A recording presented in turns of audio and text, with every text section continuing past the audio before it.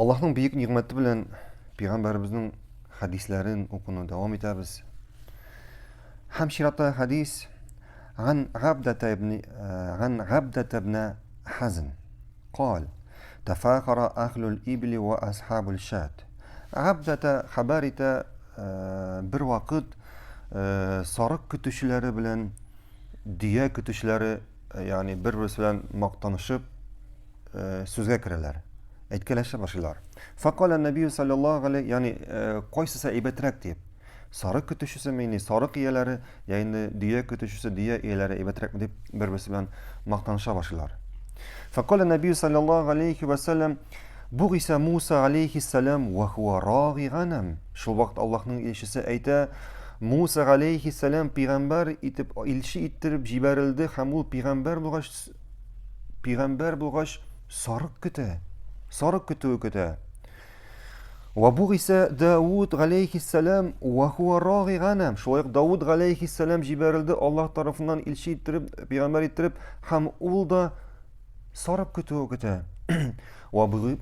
وبغست أنا وأنا راغي غنم بأجياد Hem Peygamberimiz sallallahu aleyhi ve sellem ayta şulaylık min de peygamber ilşi ittirip jiberildim hem min de sarık kütüğü küttüm eciyat jirliginde sarık kütüğü küttüm dip ayta. Bilgenibizçe dört türlü kütüğü var. Sarık kütüğü, diye kütüğü, sıyırlar kütüğü hem de atlar kütüğü. Bizim jilikte diye kütüğü yok. Bar sıyırlar, sarık kütüğü. Qaysisi aybetrek? Qaysisında bereket hocası üçün kubreksin?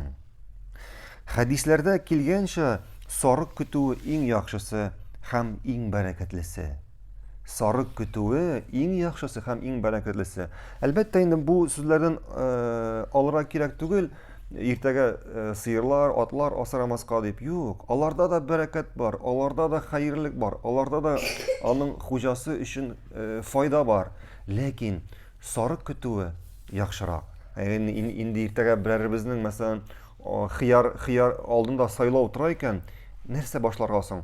Sarıklardan başlayayım mı deyip, indi sıyırlardan başlayayım mı deyip, sarıklardan başla. Çünkü sarık kütüğünde bereket hem hayırlılık kubrak.